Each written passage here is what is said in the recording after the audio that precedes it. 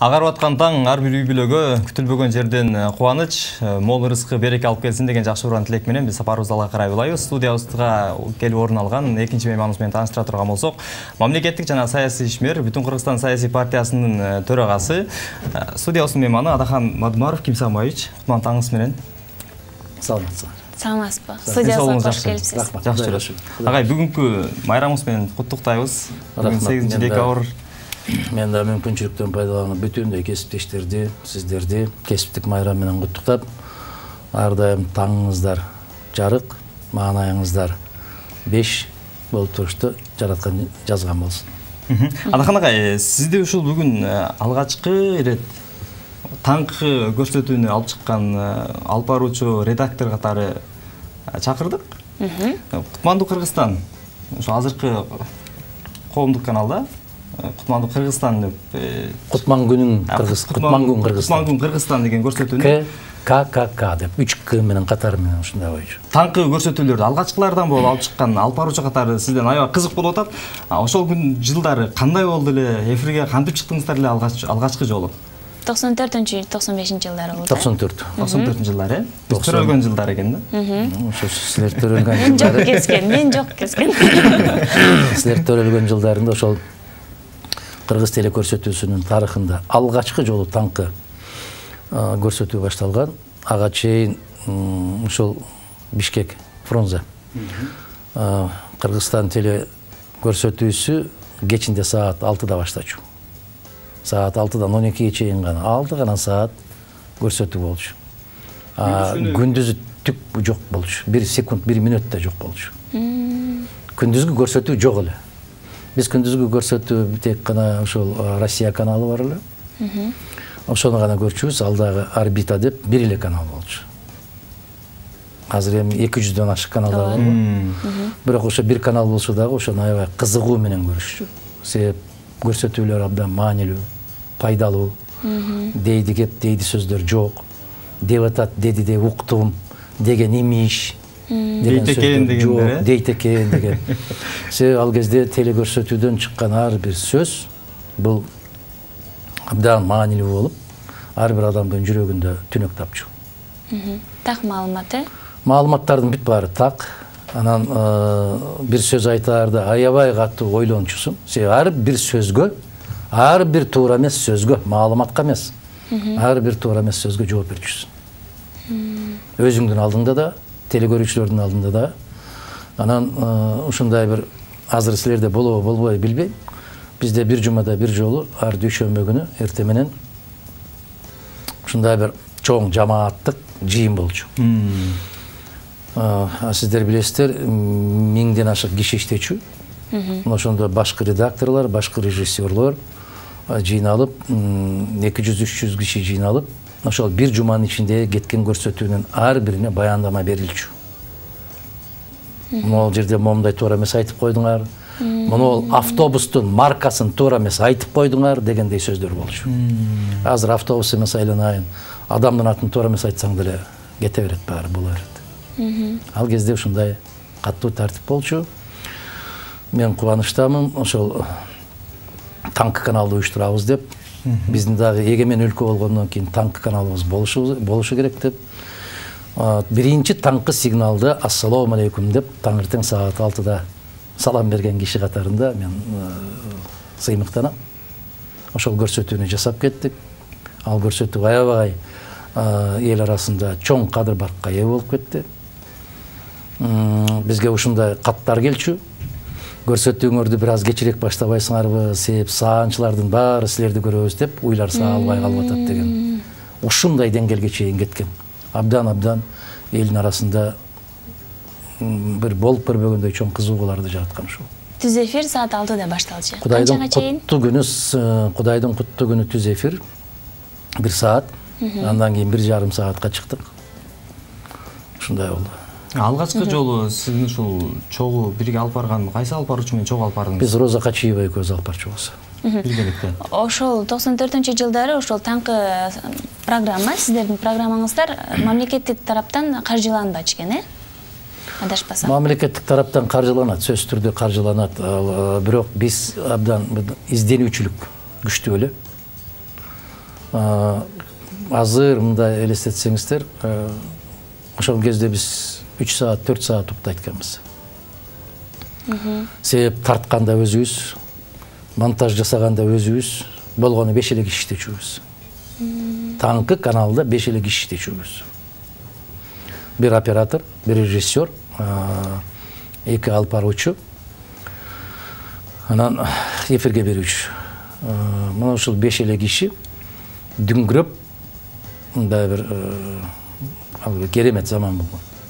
Бир башка жаңы доор, кыргыз телесинин тарыхындагы жаңы барак ачылып, жаңы доор ачылган. Баягы биринчи жолу Юрий Гагарин космоско кандай учкан болсо, биз деле ошондой эле болгонбуз да, мындай. Биринчи болуп, биринчиден аябай жооптуу, экинчиден сыймыктуу. Мына бүгүнкү күнгө чейин менин эсимде бар. Жетекчиликтин баары карап, булар кандай болуп кетет дегендей болуп. Биз ошол эрте мененки бере турган анча-мынча маалыматтарыбызды монтаж качан бүтөт, түнкү саат 12-де бүтөбү, 1-де бүтөбү. Тамара Хусейновна Жаманбаева программалар директору. Ошо киши келип, же телефон чалып, сурап, маанай анча-мынча жакшы эмес болуп калган болсо, кайрадан ошол элестетсеңиздер, түнкү саат 12-де кайра үйүнөн чаап келип, мындай чай жасай коюп, көңүлдү көтөрүп, анан кетет. Биз саат 1-де үйгө жетсек, саат 5-тен 15, 5-тен 20 өткөндө кайрадан студияга келиш керек эле. Ошондой темп болгон, ошондой ыргак менен иштегенбиз. Айтсаңыз, бүгүнкү темабыз дагы, мисалы азыркы жогоруда эле айтып калдыңыз, бир эле монтаж, бир эле оператор болчу деп, азыркы тапта алып баруучу болсо, телеге элге көрүнсө, мен алып баруучумун деп башка жумушту жасабагандар. Жанагы алып баруучу болушум керек. Мындай ошо тартуучу кызматты, монтаждоочу кызматты мындай көргөн учурларда кездешет да. Анан сиздер өзүңүз дагы ошол убакта тартып, монтаж жасаган учуруңуз болду белесиңби? Сөзсүз түрдө биз бири-бирибизди алмаштырып кете берчүбүз. Бизге баары бир болчу. Себеп бизде бир максат бар эле. Көрсөтүү өтө жогорку деңгээлде, кынтыксыз, катасы жок, эч бир жерден чалынбай алып кетишибиз керек эле. Биз алып баруучу болгон болсок, режиссерлор бизден 5 беттер кыйналып турчу. Ай, көзүң мынтип калыптыр. Ай, мындай болуп калыптыр. Бир аз мондойрак отурчу, бир аз мондой. Ар бир сөз так, даана, туура айтылуусу шарт. Анан азыркылардай болуп билбейм, мындай бир жоопкерсиздик, оюңа келген нерсени айта коюп, анан ыксыз жерден күлүп, анан жарашпаган тамашаларды айтып, дейди кеп жок болчу да. Айтып, дейди кеп жок. Себеп өтө мен азыр ошол кезде 29 жашта болсом, а мен 26 жашымда башкы редактор болуп келгем. Башкы редакцияга. 26 жашыңызда? Ооба. Анан ошол Байма Жапарова, Байма Сутенова, Байма Жапаровна ошол башкы редактордун башкы редактор экен жаштар каналында. Мен ошо кишинин ордуна барганмын. А киши вице-президент болуп кеткен телекомпанияга. Сатыбалды Жээнбеков, Раматылык президент телекомпания. Кийин Кадыр Өмүркулов деген укмуштуудай сценарист, белгилүү инсан. Ал киши келди. Сатыбалды Жээнбековдон кийин Түгөлбай Казаков келди, андан кийин Кадыр Өмүркулов келди. Бир сөз менен айтканда, кыргыздын мыкты эр азамат жигиттери ошо кыргыз телекомпаниянын жетекчиси. Адаханагай ошол алгач ирет эфирге чыкканда сиз кайсы бир инсандарга карап түздөнүп, ал убакта эми башка сиздерден башка таңкы программа жок болчу. Мүмкүн башка Россиянын каналдарына карап, ушул алып барчу деп алып барсам экен, ушундай болуп баягы мимика жесттерди пайдалансам экен деген ой болду белесизби? Кудай сактасын. Бирөөгө окшойм деген эч бир акылыма да келбептир. Ал кезде Россиянын деле таңкы каналы жок эле, атайын ушундай маалыматтык музыкалык канал жок эле. Таңкы канал болсо деле жаңылыктар, андан кийин кино, же кандайдыр бир документалдуу фильмдер болуп турчу. А мондай оюн зоок маалымат программасы кийин пайда болду. Биз Кыргызстанда мындай бир карай турган, бирөөгө теңеле турган андай жок.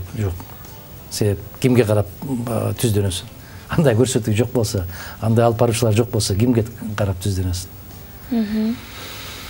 Биз өзүбүз менен өзүбүз болдук. Айтор ошол кездеги жетекчиликтерге аябай ыраазы болуш керек. Телекомпаниядагы жетекчилер. Кандай болсоңор ошондой болгула. Тек гана таңкы каналыңарды уят болбой чыгарсаңар болду деген. Дерлик мындай айтайынчы. Түздөлө турган эч кимге карай албайсың. Мен ошол башкы редактор болуп турган кезимде жетекчилик андай болбойт го, колубуздан келбейт го, техникалык мүмкүнчүлүгүбүз жок дегенди карабай, Бишкек, Алматы түз эфирде телекөпүрө жасаганмын. Бир Алматыга чаап барып, бир Бишкекке кайра келип, Алматыдагы Казак телекомпаниясынын жетекчилик менен сүйлөшүп, сиздер элестетсеңиздер 3 саатка чейин түз эфирде болуу, бул аябай чоң жоопкерчилик. Абдан чоң жоопкерчилик. Ал кезде Ноорус майрамындагы 5 өлкө бир майрамдачу. Борбордук Азия өлкөлөрү. Анан түз эфирден алар менен дагы телекөпүрөгө чыкчубуз. Мына биз жарым сааттык кыргыз телекөрсөтүүсү көрсөттү. Мисалы кезекти биз Казакстанга беребиз деп. Анан Казакстан улантып кетет, андан Өзбекстан, андан Тажикстан, анан Туркменистан болуп ошондой улантып, акыр аягында кайрадан башталган жерге келип, бир сөз менен айтканда буттун учу менен гана чапкылап жүрчүсүң да, себеп айтып атпаймынбы, ал кезде азыркыдай болуп анча-мынча алишемди кетип калган болсо, жаба коюп, бир ырды бере коюп, андай болчу эмес андай. Анда чоң чатак болчу. Айтат эмеспи? Саяпкердин баягы тулпарды таптаган киши саяпкер депчи.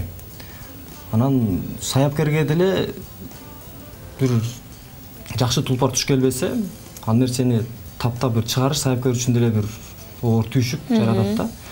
Саяпкери табылса, тулпардын багы ачылат деп айтылат элибизде. Сиздин ушул саяпкерлериңиз, агайларыңыз, устаттарыңыз тууралуу айтсаңыз. Кайсы тармакта? Жашоодогу? Теле жаатына келгенде, ушул сизге алгач жол көрсөтүп, атакан сен мындай кылышың керек. Жок. Мындай көрсөткөр. Жок. Бул жолго бас деп. Жок. Биз теле жаатында устаттарым жок деп эсептейсиз? Жок, биз өзүбүз жасаган болуп калып атабыз да, өзүбүзгө өзүбүз мындай бир ушундай болуу керек деп эле. Ушундай болуш керек деп. Жана Байма Сутянова өзүнүн эскерүүсүндө айтып атпайбы? Кандайдыр бир жаңы дем, жаңы бир башка бир күч келип, жаңы көз караш келип, бир башкача болуп кетти дегенде. Эгерде кимдир бирөөгө түздөнө турган болсоң, сен өзүңдү өзүң таппайсың, жоголуп кетесиң. Түздөнбөө керек. Ар ким өзүнүн ыкмасы менен, өзүнүн акыл парасаты менен кетүү керек. Анан баланчыга окшошум керек дегенде эле бүттүң, анда сен жоголосуң. Жогоруда эле айтып калдыңыз, телеканалдарды көрбөйм депчи. Анан деги эле таңкы эфир кандай болуш керек? Биринчиден алып баруучулардан көз каранды. Алып баруучулар эмне максатта бүгүн эфирге чыгып атат? Эмнени телекөрүүчүлөргө жеткиргиси келет? Жеткирем деген маселеси кандай формада болуш керек? Ал канчалык деңгээлде бүгүнкү күнгө жооп берет? Анын канчалык деңгээлде чындыгы бар? Анан интернеттен алып эле кээде окуп атпайсыңарбы?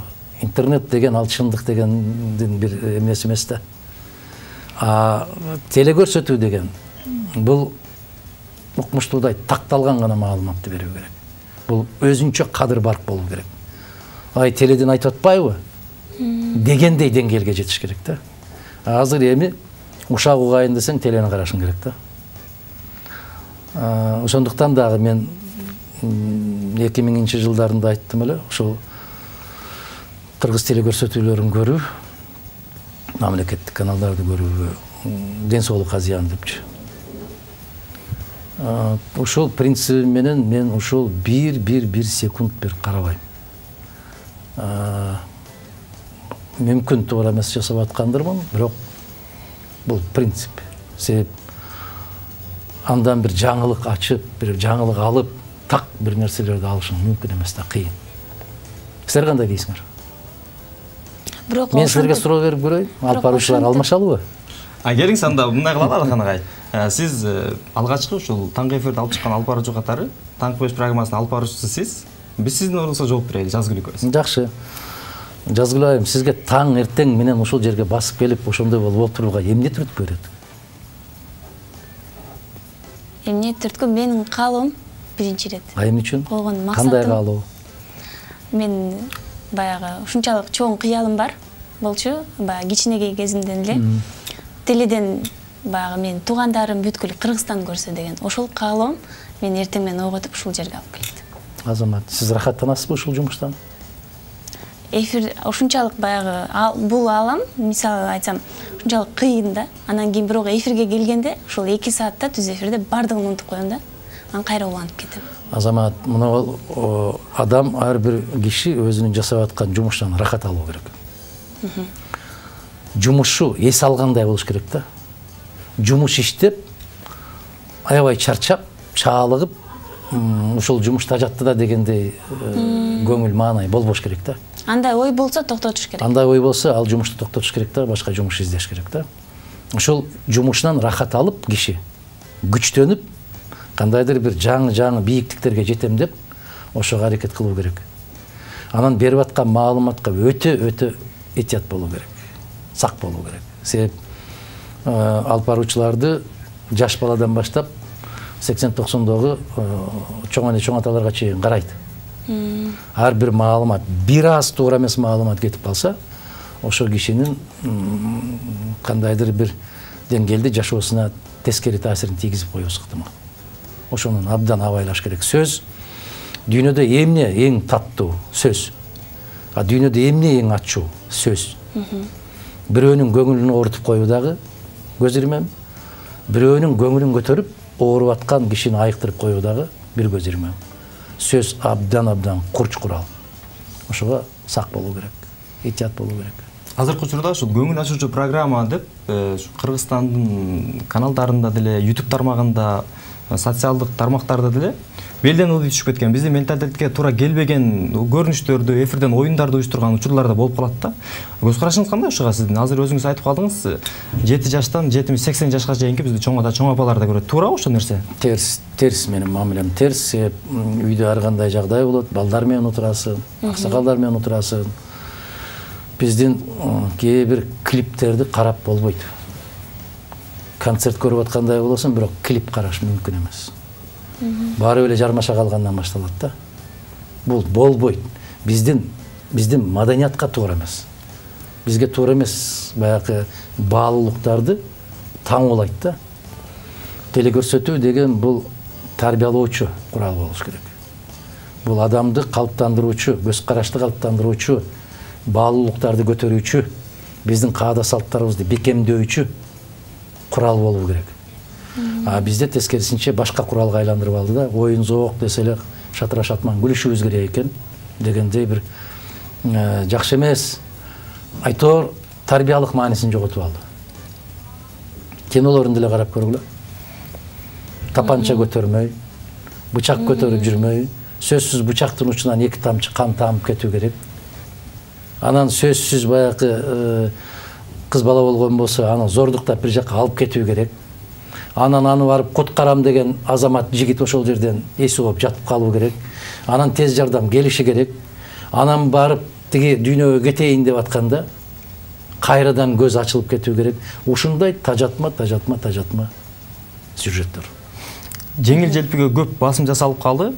Тамашалар деле, мисалы үчүн пранк деген бир жаңы жаргон пайда болду. Пранк деп эле көчөдө жүргөн кишилерге тамашага салып, анын аягында ал кишинин биринчиден убактысын алып атат, экинчиден ал кишиге психологиялык жактан доо кетирип атат. Анан эң аягында ошол жерде жакалашып же бирдеме болгондо байке кечирип коюңуз, пранк болчу деген учурларда кездешип атат да. Бул нерсе эми бизге ушул Европадан келген көрүнүш, Европада ушундай көрүнүштөр аябай көп болот экен, пранк деп тартып, элди тамашага салып.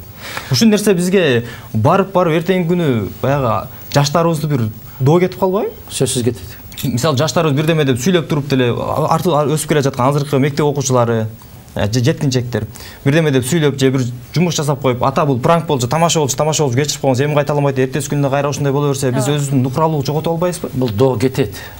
сөзсүз түрдө кетет. Эми ушуну силер көбүрөөк айтышыңар керек да. Мен айтсам көп кишинин ысмасы чыгып кетет. Дагы да Модумаровго бирдеме жакпай атат депчи. Ысмасы чыгып кетет да. Ичип аткан чайын одар бериши мүмкүн. Аны силер айтышыңар керек. Бизде бир жакшы сөз бар го, башка бир киши келип айтса жакшыраак кабыл алат да. Ал коомдордо, силер айтып аткан батыш коомдорунда тамаша кылып койсоң, тамаша экен деп каткырып сени менен кошо күлүп кетет. Карагыла, Англияда ошондой көпчүлүк, мына Европа өлкөлөрүндө ошондой жасашып атат.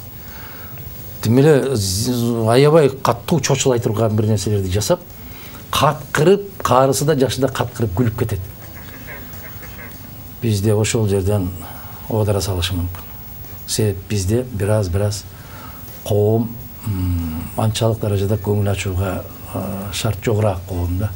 Баарыбыз кыйналып турган мезгил, тамак аш, жумуш, көчөдөгү басым турум, бири-бирибизге жасаган мамилелер, баардык жерди карасаң эле ушул ушагайың. Муну караңыздар, булут каптап турат го, мондай туман каптап турат да. Ушул туман каптап тургандай эле биздин де көңүлүбүз ушундай да. Жаркырап, чайыт да ачылып, күн тийип турган жок да. А күн тийип турса, тамашалашсаң болот. Биздин элибизде жакшы тамаша бар. Тамашасы жарашкан болсо, аксакал менен да, жаштар менен да тамашалашсаң болот. Бирок тамашаны билбеген жерден тар жерде тамаша айтсаң, уятыңды да чыгарып коюшу мүмкүн. Ошон үчүн жанагы жагдайга жараша, коомго жараша болуш керек баары. Курсагы ток адам ырдайт дегендей, азыр биз ал нерсеге даяр эмес турбайбыз көрсө. Ырдаган киши деле жакпай атпайбы бизге. Мына силер айтып атасыңар, интернетте карасаңар, мен өткөндө айттым да, баягы Асанкалы Керимбаевдин же Ырысбай Абдыкадыровдун ырларын, кече ошо Элмирбек Иманалиевдин ырларын коюп койгон экен, интернетте бар. Ошого дагы момдой болуп атпайбы. Мен билбейм да, эмне үчүн. Үнү жакпай атабы, обону жакпайбы, сөзү жакпайбы, же андан жакшыраак ырдайсыңбы? Билбейм да. Ар кандай нерсени коюп, азыр силерди деле YouTube каналыңардан карасаңар, момдайлар көп да. Эмне үчүн? Калпаруучу жакпайбы, жигит жакпайбы, сөздөр жакпайбы? Түшүнүксүз да. Негатив аябай көп. Ал инсан ошо эмне үчүн мындай тескери коюп аткан өздөрү түшүнбөсө керек менин оюмчачы. Билбейт. Өткөндө бирөө айтып атпайбы, мен ушуну аябай жаман көрчү элем, көрсө жакшы сүйлөгөн экен, ошонун атын укканда эле басып бериптермин деп. Ошон үчүн ар бир нерсенин ичин маңызын караш керек. Ичинде эмне бар? Жакшы жагын караш керек. Жакшы жагын караш керек. Анын ичинде кандай бир маанилүү нерсе бар? Мен үйрөнчү бирдеме барбы? Айтып атпайсыңар, кимге карап түздөнөбүз деп. Кудайдын куттуу күнү бирөөдөн бирдеменин жаңылыкты аласың. Эң жаман деген кишиден дагы бир жакшы жагын аласың. Адахан агай, бүгүн 2 сааттык темабыздагы биз соңку суроо болсун бул. Эл эмне деп жашайбыз да бизчи? Мисалы, Шабдан Байкенге карасак да, мен дагы бирок жан дүйнөмдүн ички түпкүрүндө эл эмне дейт деген сезим жашайт экен. Ошол сезим адамда бар болуш керекпи, же аны жоготуш керекпи? Оны эфирге чыгып атасыңарбы? Ошондо камера кандай болду экен, мен кандай көрүнүп атам дегенди унуткула. Камера жок. Силер жөн эле момундай болуп бир чай ичип отурган киши катарында аңгемелешкиле. Табигый болгула да. Анан кокуй менин камера карап турбайбы, чачым кантип атты экен, көзүм кантип атты экен. Дедиң бүттү, оюң башка жакка бөлүнөт. Табигый болсоңор, табигый барасыңар, жетесиңер. А момундай бир жасалмалуулук, артисттик менен муну саясатчылар көп колдонот. Саясатчы болуп каласыңар анда. Анан саясатчылар колдонот дагы, өзүнчө эле бир өздөрүнөн өздөрү кетип эле бир башкача адам болуп көрүнгүсү келип, ушуга аракет кылышат. Жок, андай эмес. Сен ошол бойдонсуң. Сага көкүрөгүңө значок тагып койсо деле ошолсуң, костюм кийгизип, галстук кийгизип койсо деле ошол эле бойдон каласың. Адам деген момундай да, могул эмне, могул ушул чөйчөк деп коелу, эмне дейт муну? Ушул адамдын сөлөкөтү ушул могул чөйчөктө, мунун ичин эмне менен толтурганың маанилүү. Сүт куясыңбы, суу куясыңбы, шекер толтурасыңбы, же бал толтурасыңбы, ошол сыяктуу эле. Биз тилекке каршы ушул сырткы келбетибизге көбүрөөк көңүл бурабыз дагы. Ичи бош калып атат. Ичи бош. Ичи мүмкүн аябай ачуу нерседир. Ошол эмне менен толот. Ошол сыяктуу эфириңерди 2 саат болобу, башка болобу, ичин эмне менен толтурасыңар. Анан сөз болбой қалды, тигірді қойып жібере қойшы. Ар бір сюжеттен кейін ошол сюжетті бекемдөөчү ыр кету керек. Шынтасыңар? Эне жөнүндө сөз болду, эне жөнүндө. Мекен жөнүндө сөз болду, мекен жөнүндө. Кылмышкерлик жөнүндө болду, кылмышкерлик жөнүндө. Араккештик жөнүндө болду, араккештик жөнүндө. Биз ар бир ырды тандап алчубуз. Мен айта албай калган, алып баруучу катарында жеткире албай калган нерсени чыгарма менен жеткирип коюш керек. Бири-бирин толуктап туруу керек да, жана куржундун эки көзү сыяктуу. Мына ушундайды каалайм силерге. Эң жакшы, андакандагай таң эрте биздин сунушубуз четке какпай келип, маанилүү маек курганыңызга, айткан акылдарыңызга чоң рахмат. Айтылган акыл болсо уккан кулак макул болот деп айтылат. Сиздин ар бир айткан сөзүңүз биз үчүн дагы да өсүүбүзгө, дагы да ала карай жылыбызга бир шык жөндөм болот деп ишенебиз. Чоң рахмат сизге. Оорубаңыз. Ийгилик, аманчылык, жакшылык болсун. Жакшы кабарлар, кубанычтуу кабарлар көбүрөөк болсун. Чоң рахмат. Чоң рахмат. Урматтуу көрүүчүлөр, дагы бир жолу тааныштыралы. Бүгүн студиябыздын экинчи мейманы мамлекеттик жана саясий ишмер Мадмаров Адахан Кимсанбаевич биздин студиябыздын мейманы болду.